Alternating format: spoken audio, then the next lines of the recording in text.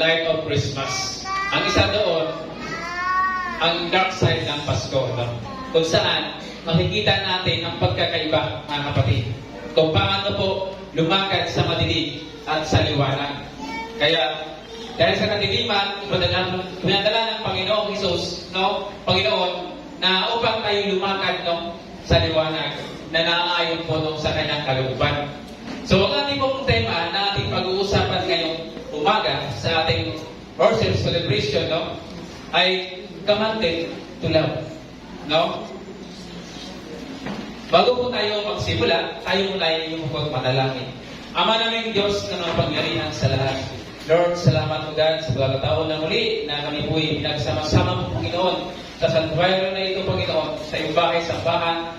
Dahil ikaw po Panginoon ang dahilan kung bakit kami ay nandito upang papurihan ka Panginoon, sambahin ang iyong pangalan sa Espiritu katotohanan Panginoon. Salamat Panginoon sa buhay ng bawat isa na nandito o God. Salamat sa oras Panginoon sa aming pakikinig Panginoon. Gawa po kami Panginoon ng iyong karunungan, knowledge of wisdom, Panginoon, upang aming maunawaan, O God, ang nais mong iparating sa amin ngayong umaga, O God. Dahil alam namin, O Diyos, ang lahat ng ito ay nanggagaling po ito sa iyong kanina ng kalooban, Panginoon. Muli, salamat, O Diyos, at ito ang dalangin sa pangalan ni Jesus. Amen and Amen. Alam niyo po, no, nung araw, di ba, pero naikwento na ito sa akin, no? Kung tungkol sa pag-aasawa, nung araw daw, pinagkakasundo na. Hindi ko po inaabutan, pero naikwento na lang sa amin mga ninuno, no? Na pinagkasundo na. Ibig sabihin nun, kung ayaw mo sa gusto, mamahalin mo yung babae o lalaki na yan. Dahil pinagkasundo na, mula nung maliit pa lang kayo. Kumbaga, magulang na po no, ang nag-uusap. Sino po dito nakaabot na sa ganong sistema? Mukhang wala yata, no? Na naikwento na lang din sa akin ng mga lulot-tula ko sa ganon, no? Pero ngayong umaga po, ang pag-uusapan po natin ay tungkol sa pag-ibig because Christmas is all about love. No? Pero ang uri ng pag-ibig na ito ay hindi tulad ng pag-ibig na pinapakita ng mundo. No? Pag-usapan po natin ang tulad ng pag-ibig na sinasabi sa Banal na Aklat na maging taglay ng isang mananampalataya, kapatid. Ito ang pag-ibig na inutos po ng ating Panginoong Jesucristo. God called us to a life of love with a deeper than human feelings or human emotion, kapatid. Tinamag po tayo ng Diyos sa isang buhay ng pag-ibig na mas malalim kaysa damdamin o emosyon po ng isang tao. Love is committed. Thoughtful decision to God and our neighbors, kapatid. So, kunting background po no, sa binasa kanina, si Jesus at ang kanyang mga alagad ay katatapos lamang kumain ng Passover meal no, sa upper room. Si Jesus, sa pagkakataong ito, ay malapit na pong arestuhin at hatulan po ng kamatayan. Sa ilang sandali na lamang, mula sa yugto na ito, siya ay ipapako na po sa cross ng Kalbaryo. Pagkatapos nito, ang mga alagad will be scattered. Pag-iniwalay na po sila. Afraid, no? And doubtful, kapatid. Ang kanilang pinakamamahal ng Panginoon ay itutuloy na po sa kanila. Ang kanilang pananampalataya, pagbalik ng Panginoon sa langit, ay masusubok ng matindi. No? Kaya naman, kung may panahon sa buhay nila na mas kailangan nila ang isa't isa, ito po ang panahon ngayon. Simtik po sa akin. No? Ang ating kalagayan ngayon ay iba sa kanila. Ngunit ang mga paghihirap na ating kinaharap ay pareho naman sa kanila. Kagaya nila, no? Nakaranas tayo ng matinding pagsubok, no? Sa ating pananampalataya. Nakaranas tayo ng struggle spiritually. Ito po yan. Emotionally, mentally, and physically. Simply because we follow the Lord. No? Dumitindi ang mga pagsubok sa atin, kapatid. At kung kailangan natin ang isa't isa, mas kailangan ito ngayon higit na po sa dati. So, hindi lang tayong mananampalataya, no? Ang nahihirapan, kapatid. Ang mundo, is a difficult place to live. Bakit? Ang ekonomiya natin ay hindi stable, kapatid. No? Patuloy na tumaas ang mga bilihin. People concerned about healthcare, no? Relationship. At marami pang ibang mga issue, no? Sa mga talagang binasa natin kanina, Jesus walked this world 1,000 years ago. He urged the disciples tungkol sa kanilang pagmamahal sa kanilang kapwa. No? Bilang mananampalataya kay Kristo, are commanded to love. No? Ang ating pong pinaka-main point dito, kapatid, we are commanded to love one another as Jesus loved us, and we are demonstrate His love so that others will see and know about His love. Mayroon po tayong tatlong punto na pag-uusapan po dito kung paano po ipinapakita ng ating Panginoon ang kanyang pagmamahal sa atin. The expression of love. Sabi sa verse 34a, isang bagong utos ang ibinigay ko sa inyo ngayon, mag-ibigan kayo. Ang utos ng ating Panginoon, kapatid, ay para sa kanyang mga alagad. Ay mahalin po, no, ang bawat isa. At hindi na po ito bago sa atin, kapatid. At hindi bilang mga Kristiyano. Hindi po ba? Sino po dito familiar doon sa Leviticus chapter 19, verse 17 hanggang 18? Ano po ang sabi ng Panginoon sa kanyang mga anak sa Israel? Basahin po natin. Huwag kayong magtanim ng galit sa iyong kapwa. Sa halip, magpagsundo ka sa kanya. Sa gayon, hindi magkakasala dahil sa kanya. Huwag kang maghiganti o magtanim ng galit sa iyong mga kababayan. Ibigin mo ang iyong kapwa gaya ng pag-ibig mo sa iyong sarili. Ako si Yahweh. So, kahit sa Old Testament, kapatid, utos na po ito ng ating Panginoon. Hindi po ibig sabihin, may dinagdag siya sa mga naunang utos ng Diyos. Partikular na sa pagdating po ng pag-ibig. No?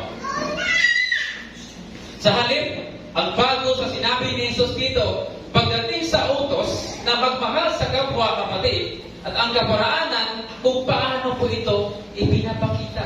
No? Bago dumating ang ating Panginoong Jesus dito sa mundo, people have their own way of showing love for one another. No? Mayroon na silang sariling paraan kung paano po ipinapakita ang pagmamahal ng mga tao bago man dumating, no, ang Panginoon. Diba sa probinsya, no? Sa probinsya, pwede kang pumiram ng isang takal bigas para may masahin ka. Dito kaya, magagawa kaya natin ito. Di ba, di po ba? Ganun po sa practice doon sa amin, no? Pagka wala kang maisahin, pwede kang munang pumiram sa bahay mo. Kumuha ka ng isang salot, no? Mayroon ng pinapakita ng pag-ibig sa kapwa, no? Pero nung dumating si Jesus, kapatid, na-introduce tayo sa bagong paraan ng pag-ibig, no? Ang Diyos na katawang tao sa katauhan ni Jesus at ipinapakita niya ang kanyang dakilang pagmamahal sa mga makasalanan sa pamamagitan ng pag-alay ng kanyang sarili sa cross upang tayo mabuhay magpakailanman. No? Pero sa pagdating ni Jesus, pinapakita po sa atin ng Diyos ang pinakamataas na antas ng pag-ibig ng it is love o body kapatid. No? Kung mapapansin natin ang isang bagay na sinabi ni Jesus, our responsibility to love one another is a commandment, kapatid. Utos po ito. Hindi po ito suggestion. Hindi po ito good advice or option at kung ano pa man. It is not a choice. Love is not a choice, kapatid. No? It is a commandment. Ibinatutos po sa atin. Jesus said, not giving you a recommendation. I'm not asking suggestion. I'm giving you a command to love one another. So, maaari po natin baguhin, kapatid, ang buong sitwasyon sa pamamagitan ng pagpapakita, no, ng pag-ibig ng Diyos. But bear in mind, it is not an option. Sinabi ko kanina, it's not a recommendation, it is not suggestion, it is a commandment. No? Pero hindi po ito, pero kung hindi po natin ito susundin, kapatid, no? Sumaway po tayo o nag-disobey po tayo, no, sa ating Panginoon. Maaaring magmahalan ang bawat isa kung paano po tayo minahal ng ating Panginoon. Jesus commanding to do something, kapatid. Mayroon po tayo dapat gagawin. We are subject to the authority of Jesus Christ. No? We are not master of our own lives, kapatid. No? Hindi dapat tayo mabuhay, no? Kung ano ang gusto po natin. Sa katunayan, kasabihin niya after this conversation with the disciples na ang pagsunod ay paraan kung paano malalaman, no? Ang isang tao ay tunay na naniniwala na nagmamahal sa ating Panginoon. Di ba? Sabi nga sa Juan, sa 14, verse 15, kung iniibig ninyo ako, tulo pa rin ninyo ang aking mga itinuturo. Ang tanong na lamang, iniibig ba natin ang ating Panginoon? No? At ganun din ang wika niya sa Juan, chapter 15, verse 14. Kayo'y mga kaibigan ko kung tinutupad ninyo ang aking mga utos. No? Masarap maging kaibigan ang Panginoon, kapatid. Hindi po ba? Garanti po ang ating Panginoon? No? Hindi mo pa hiningi sa Kanya, binibigay na. Hindi po ba? Garanti po siya pag siya ang kaibigan mo. At naniniwala po tayo na connected po ito sa lahat ng utos ng Diyos. At kung gagawin natin ito, ay sinusunod natin ang lahat ng utos. No? Hindi sinasabi ni Jesus na sa pamamagitan ng pagsunod sa kanyang mga utos ay makakatanggap po tayo ng kaligtasan. Hindi po sinabi doon. Rather, sinabi niya na kung natanggap mo na ang kanyang kaligtasan, kapatid, susundin mo ang kanyang utos. Sinundo ba? Di ba? Lagi po natin iisipin, kapatid, in this story, Jesus will soon be crucified.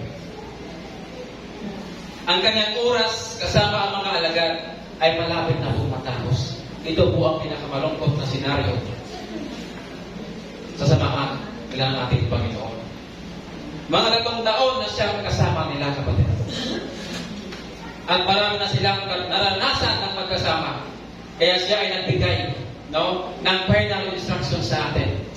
Binigyan din ni Jesus ang mga bagay po na mahalaga. No? Nag-iwan siya ng mga instruction na gagabay sa kanilang buhay sa kanyang pag-alis. At alam ni Jesus na kailangan itong pag-ibig na ito, kapatid, para sa kanyang mga alagad at para po sa atin. Alam niya na ito ay napakahalaga sa kanilang spiritual na kapakanan at pagsulong po ng Ebanghelyo.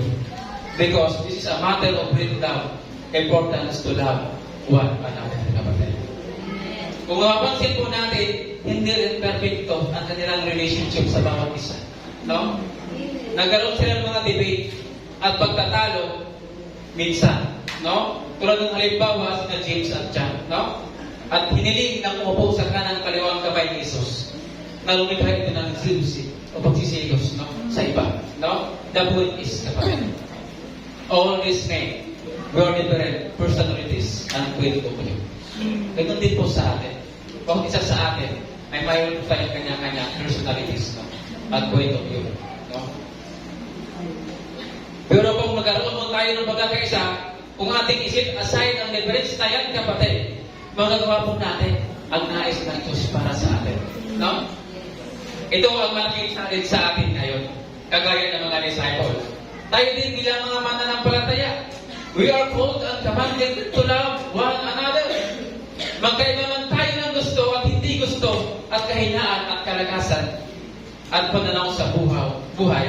However, kailangan po natin, no, ang isa't isa sa mundong ito na harapin, no, ang challenge na ito. At hindi natin ito maharap na mag-isa, kapatid. Pero kung nagkaisa po tayo, ay atin po ito mapagtagumpayan. Atin po ito ma-overcome, kapatid. Maraming mga simbahan sa ibang bansa at ganoon din sa atin, no, nag-decline because believers hindi po nakitaan ng malasakit sa isa't isa. No? Walang pagmamahal or to love one another. We know love is essential in our relationship to Christ, kapatid. And yet, maraming pagkakataon na hinayaan nating mga ibaba paggalit at tukot sa ating kapwa. Di po ba? We cannot ride with God, kapatid. Kung yan umigral po sa ating puso. Nor love Him. No? Kung wala po tayo pagmamahal sa bawat isa. No? Our relationship with God is interconnected with our relationship with one another. No? Kung maganda ang relasyon natin sa Panginoon, ganun din po sa ating kapwa. No? Hindi po natin maayos ang relasyon sa ating Panginoon kung hindi natin ayusin ang relasyon natin sa ating kapwa. Kapatid. Ang pangalawang punto, the example of love. Verse 34b, mag-ibigan kayo kung paano ko kayong inibig, ganun naman, mag-ibigan kayo. Ang pag-ibig na sinasabi ni Jesus ay hindi po ordinaryong pag-ibig ito, kapatid. No? Hindi po ito isang linggong pag-ibig na sinasabi. Na Lunes nang tayo'y magkapitan. Hindi ko ba? Hindi po yun. Hindi po yung pag-ibig na sinasabi niya. Kaya ano na kung wala sa buhay ko na. Inutusan ni Jesus sa mga alagad na mahalin ang isa't isa tulad ng pagmamahal niya sa kanila. No?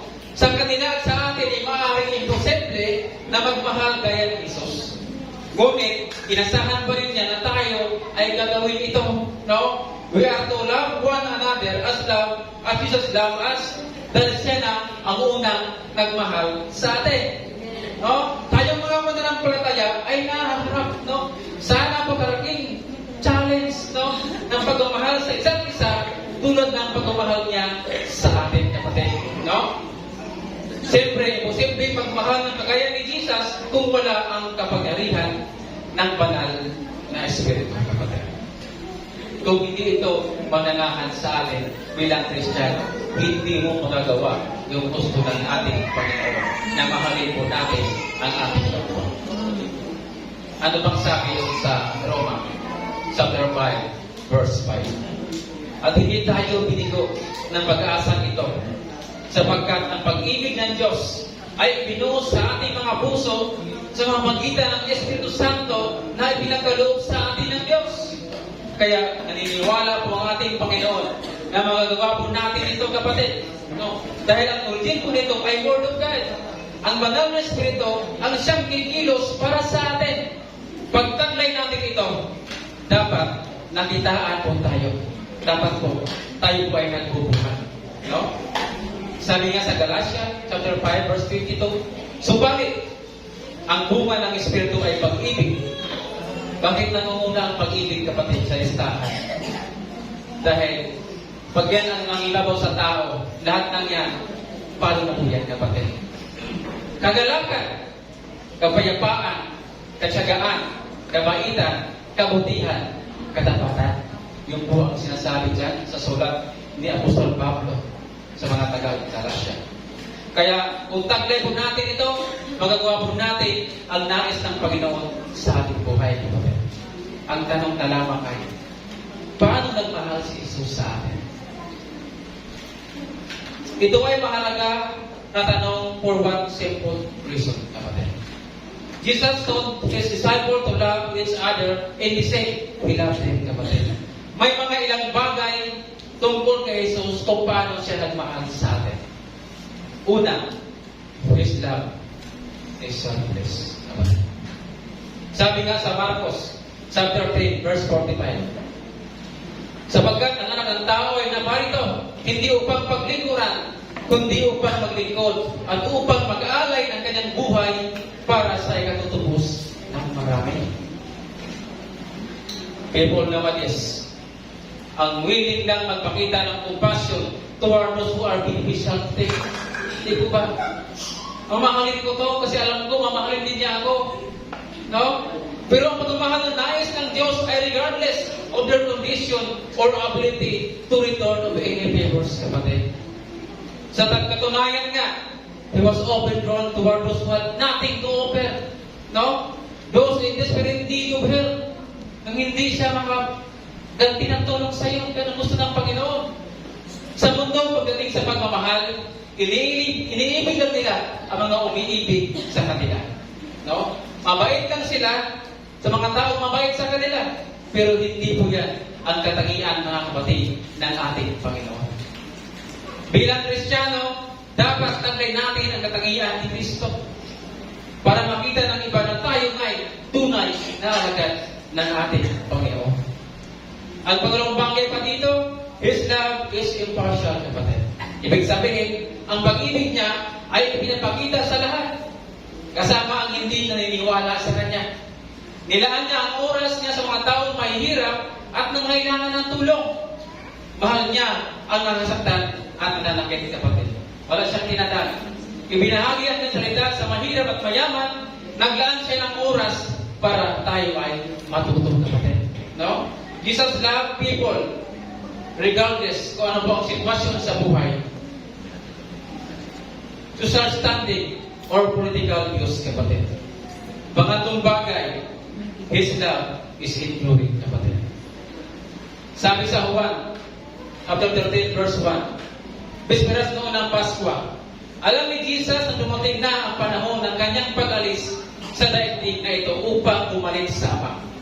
Mahal niya ang kanyang mga tagasunod na nasa daigdig at sila'y iniibig niya hanggang sa wakas. Jesus wanted a people with love toward others. His love is not influenced or motivated by circumstances, kapatid. His love endured regardless of the action of others. There were times when His love was rejected and He continued to love. There were times when those who loved turned to Him, even denying Him, kapatid. And yet, He loved them anyway. Di po ba, ganun po magmahal ang ating Panginoon? Maging sino ka man, no? Ang bangabat na bagay, His love is sacrificial, kapatid. Sabi sa Roma, chapter 5, verse 8, ngunit ipinalaman ng Diyos ang kanyang pag-ibig sa atin nang namatay si Kristo para sa atin noong tayo'y makasalanan pa. Di po ba? Sabi nga sa Efeso, chapter 5, verse 2, mamuhay kayong puno-puno ng pag-ibig tulad ni Kristo. Dahil sa kanyang pag-ibig sa atin, inaalay niya ang kanyang buhay bilang mabagong alay at handog sa Diyos. No? Self-sacrifice, my way is finding yourself. Kaya kailangan po, parsumin po tayo. Willing mag-sacrifice, kapatid. Dahil aanin mo ang lahat ng bagay na ito kung anong mayroon tayo ngayon, kapatid.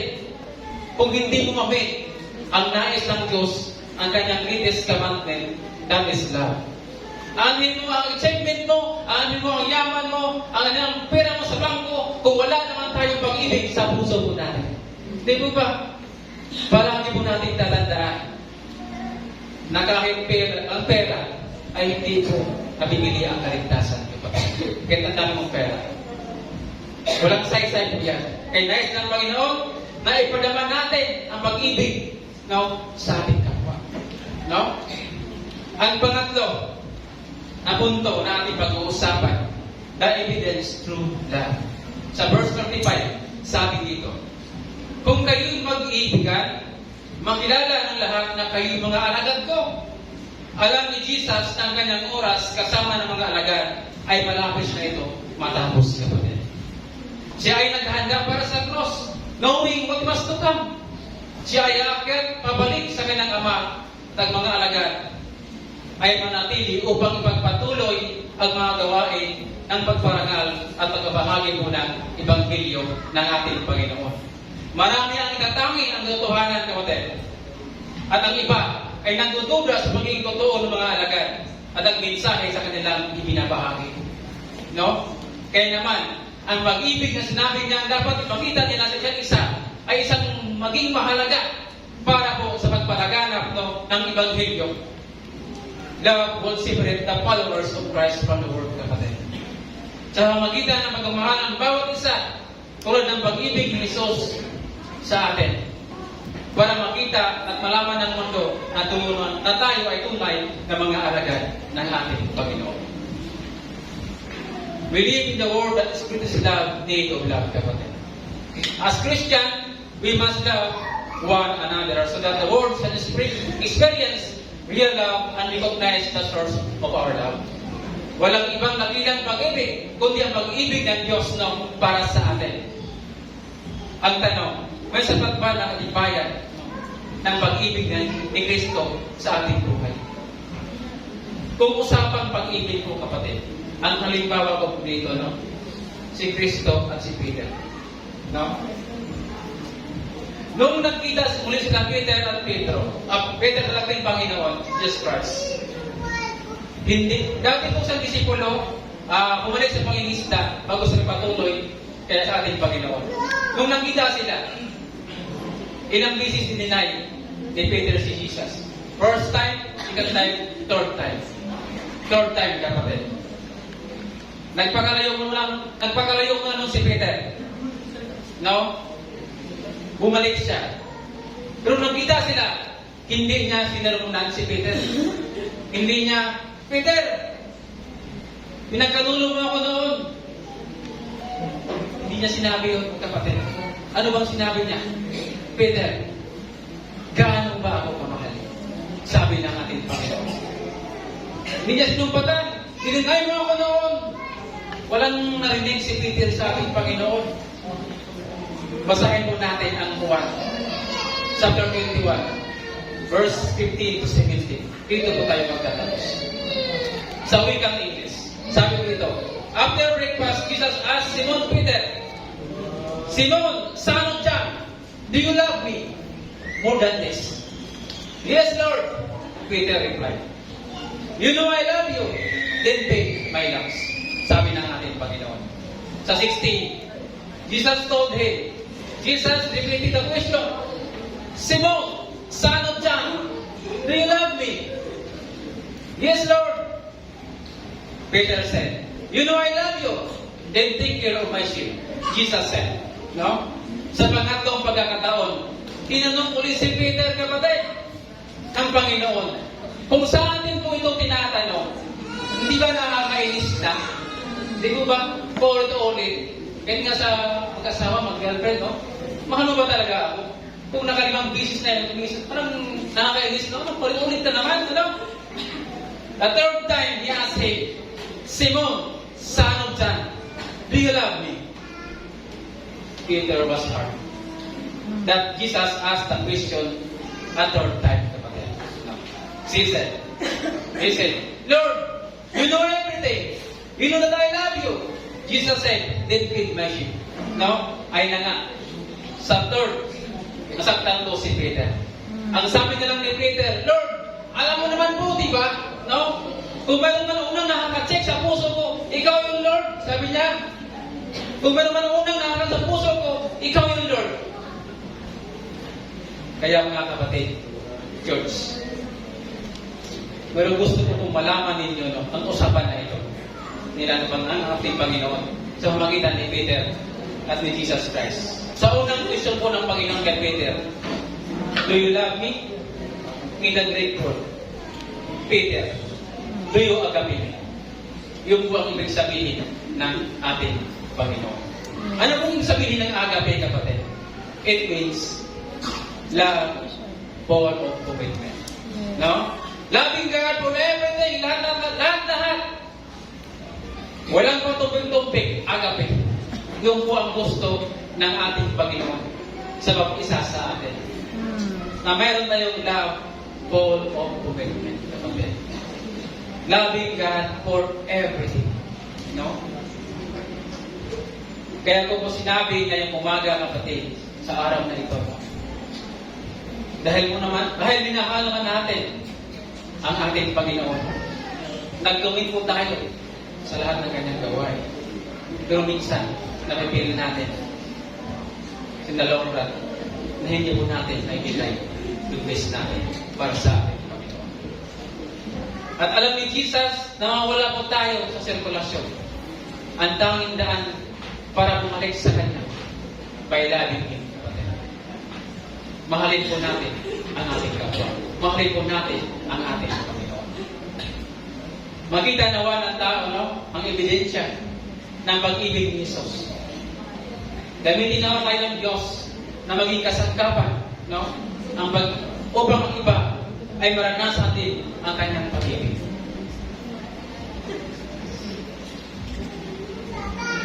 Sabi nga dito sa unang Juan, chapter 4, verse 19, naiiwan ko sa inyo. Sabi dito, tayo umibig sapagkat ang Diyos ang unang umibig sa atin. Di po ba? Amen. Pag first love dapat hindi mo nakakalimutan. Di po ba? Di ba yung mga first love natin, hindi nakakalimutan. At higit sa lahat, ang ating Panginoong Jesus. Di po ba? Kaya mga kapatid, sa umagang kay ganda, sa Piras ng Pasko, dapat mananahan po sa atin o isa sa atin sa ating tahanan na magkaroon tayo ng pag-ibig, no, sa ating kapwa. Kahit sino pa siya, maging sino pa man, no, mahalin po natin ang ating kapwa tulad ng pagmamahal ng Diyos sa atin. Merry Christmas po sa ating lahat.